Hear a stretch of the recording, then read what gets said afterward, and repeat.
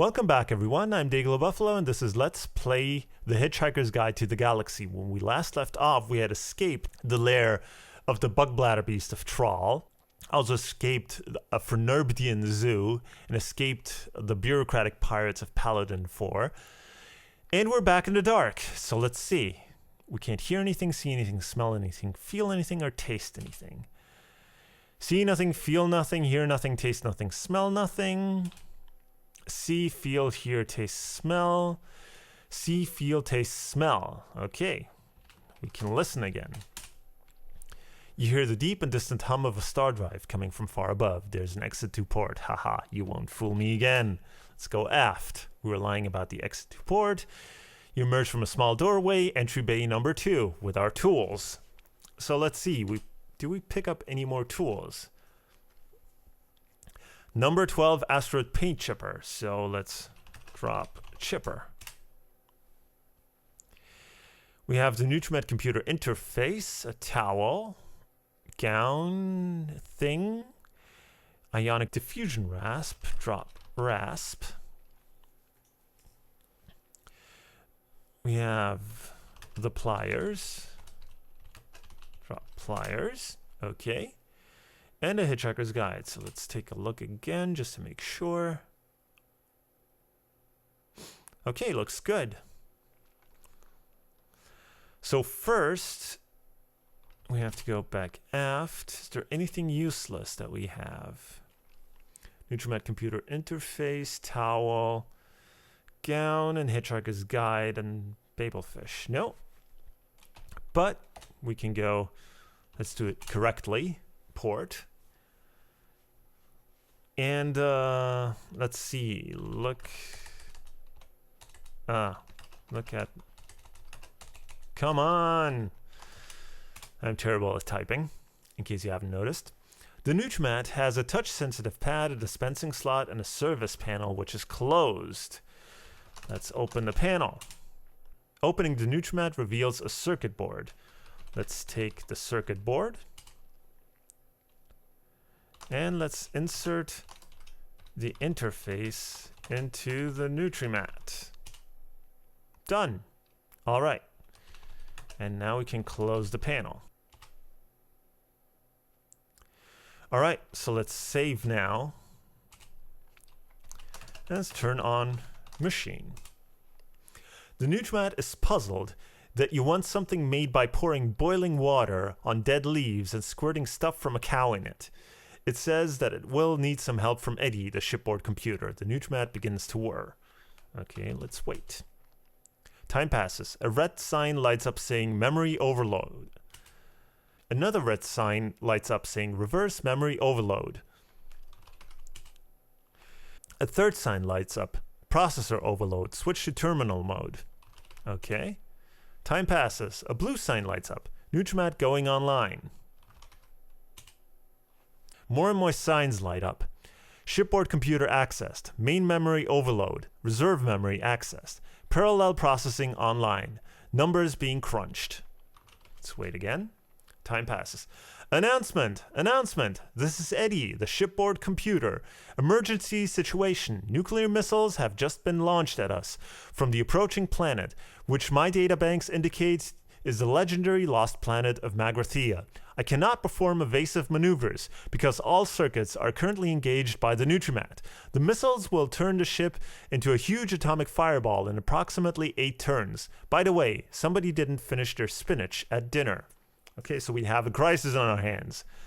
But we learned what we can do in case of emergencies, which is, first of all, go starboard, then go up to the bridge. You hear distant sounds of panic, shouts of anger, cries of alarm, pounding feet. Again, this is something that you know from the book, that when the missiles get fired at the ship, the correct thing to do was to turn on the improbability drive. So we want to plug the large plug into the large receptacle. Plugged.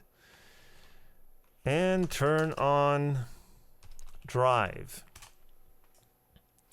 As you flip the switch, sparks fly from the large receptacle. "My new control console!" wails Eddie the shipboard computer. "This is the thanks I get?" The universe goes crazy for a moment. Announcement. Announcement. This is Eddie, the shipboard computer. The missiles have turned into a sperm whale at an improbability factor of 2 to the 39,745th power to 1 against. The whale is currently plummeting towards the legendary lost planet of Magrathea. I hope this will teach you to listen to me when I say that legendary lost planets can be dangerous. I'm proceeding with the present landing instructions. Fort, Zaphod, and Trillian saunter by on their way back to the sauna. "Good work, kid," says Zaphod, slamming you on the back. Okay, well, that's all the thanks I get for saving them. One interesting thing, if you plug the drive into the console when there is no emergency and you turn it on, you actually fry the console and the game becomes unwinnable. And actually, there's a whole slew of situations in this game where the game becomes unwinnable. I would say it's a major design flaw, but it's kind of par for the course for the 80s. Anyway, we've done that. Let's save the game. And let's check out back down in the galley. Galley. The carton, we've already seen that. It looks like the slot contains tea. So let's take tea. No tea dropped. So instead of taking the tea, we have dropped the no tea. Let's go back east. Let's drop this whole port starboard nonsense. And let's actually let's go up. Let's take the cup and drop tea. No tea taken. Let's go back down and drop the tea substitutes. Not the cap. We want to drop the cup. Just to make sure that there's no confusion between the two upstairs. Actually, I wanted to look, not check my inventory. And we can also drop the circuit board, which is of no use to anybody. The difference between the tea substitute and the actual tea is that with the actual tea, we get some control about where we end up after using the drive.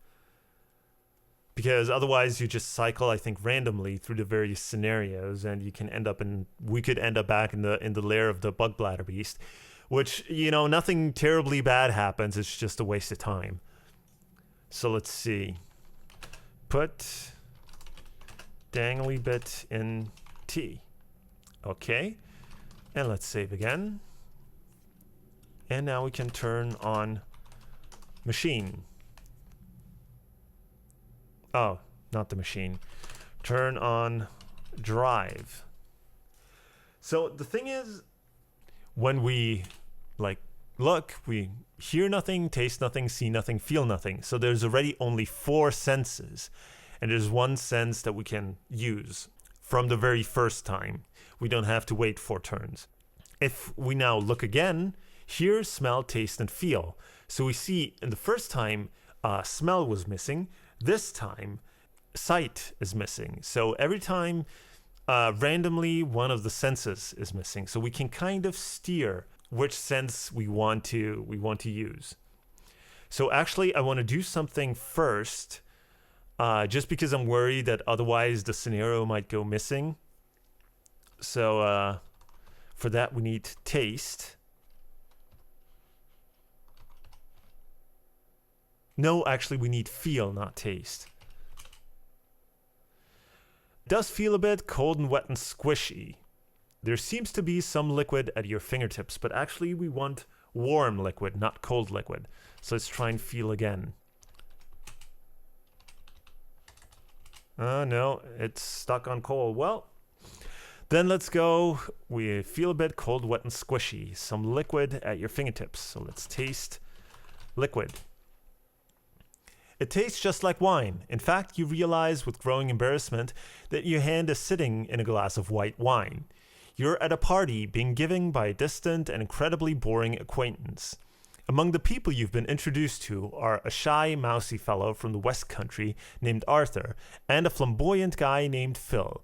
You've had too many drinks already, and the room is beginning to buzz. Living room. You're in a large living room. There's a party going on. Other rooms lie to the west and southwest. And the apartment's front door is south of here. Phil is here. Arthur Dent is here. You notice the hostess approaching. But using several mingling couples as cover, you maneuver away. So, obviously, if Arthur Dent is here, we are not Arthur Dent here. Who are we? Well, we already had a reference to a dinner party given earlier, and Arthur recognized somebody. So, who am I? You are Trillian. Yes, we are. This is the party where Arthur met Trillian, and apparently she left with somebody else. So, first of all, let's take a look around. Dining room. You're in a large dining room. There's a party going on. Other rooms lie to the south and east. Let's try south. You're in a large kitchen. There's a party going on. Other rooms lie to the north and northeast. So let's go back. Northeast. We're back in the living room with Phil and Arthur. Can we go south? What?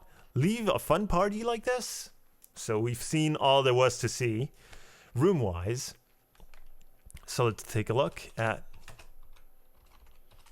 Arthur. Arthur seems nice and well-meaning, but also terribly shy. He has tried to start a conversation with you several times, but still hasn't gotten past hello. He has an enormous, unsightly ball of fluff on his jacket. Arthur walks up and says, hello again. He looks shy, embarrassed, and stuck for anything else to say, and quickly walks to the other end of the room. All right. Let's examine Phil. He is very attractive, if a little weird, and has a slight otherworldly look. You suspect he's a party crasher, an impression reinforced by the inappropriate garb. He seems clothed for a fancy dress party or something, because he has what appears to be a large bird cage on his shoulder with a black drape over it. The bird inside must be asleep because you can hear snoring coming from inside it. Arthur walks up and says hello again. Okay, we already saw that. Well, I think by now we have figured out that this Phil person is actually Zaphod, and he's put a bird cage and a drape over the bird cage over his second head. I wonder what he did with his third arm to hide that. Anyway, but we saw something interesting. There's a ball of fluff on the jacket of Arthur, so we want to take fluff because we're going to need it. As is the case so often at parties, you find that you're holding too much and can't pick up anything else. All right, so first of all, let's look. We have a plate of hors d'oeuvre, a glass of white wine, and a handbag. So let's drop the plate. Dropped. Now we can take the fluff. You remove the jacket fluff, improving Arthur's appearance greatly. He is clearly touched and starts happily to chat away at you. You discover that he is only slightly more interesting to talk to than an averagely interesting wall. And this is actually the portrayal of Arthur and Trillian that is a lot more faithful to the books than it is to the fairly recent movie that was made. I actually liked the recent movie, but one thing that never quite rang true to the books was the fact that in the books, Trillian seemed to, I don't want to say hate Arthur, but have pretty much little more than disdain for him. And in the movie, she's actually interested in him and likes him, which was very different, as I said, from the books. But be that as it may, as I said, this description is a lot more in character with the book Trillian and not the movie Trillian. So we've taken the fluff. Let's put the fluff in the handbag because that's... Spectrum reveals that the handbag isn't open. The hostess, whom you've been avoiding all evening, scurries up with your plate of hors d'oeuvre. Oh, hello, Tricia. How lovely to see you. I think you dropped this, dear. Arthur tries unsuccessfully to interest you by talking about the deteriorating condition of the motorways. All right. So first of all, we need to open the purse. Opening the handbag reveals a pair of tweezers. Tricia, dear, and so on. Arthur tries unsuccessfully to interest you by talking about a new book by Douglas Adams. Anyway, put fluff in purse. Done. Tricia, dear, blah, blah, blah. Unsuccessfully tries to interest you by talking about computers. Alright, let's try and talk to Phil, because apparently we have to leave the party with him. Phil must not have noticed you, because he just moved to the dining room. So let's go west. Dining room, Phil is here. And the hostess follows us with the plate, and Arthur follows here. So talk to Phil. Phil must have noticed you because he just moved to the kitchen. Apparently he doesn't want to talk to us while the hostess is following us. So let's take plate. Okay, she finally leaves us alone. So can we go south? Talk to Phil. Very weird.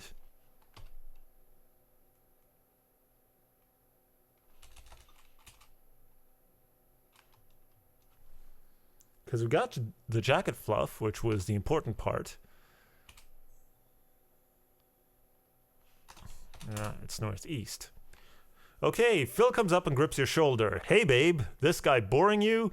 Why not come with me instead? I'm from a different planet. He takes you out to the parking lot where his flashy interorbital iron scooter is parked between two Volkswagens. After mounting it, the scooter accelerates at such great speed that you black out almost immediately. Everything becomes dark. So, let's save our game. And I think I'm going to interrupt the video here. So for now, I'll thank you for watching and I'll see you next time.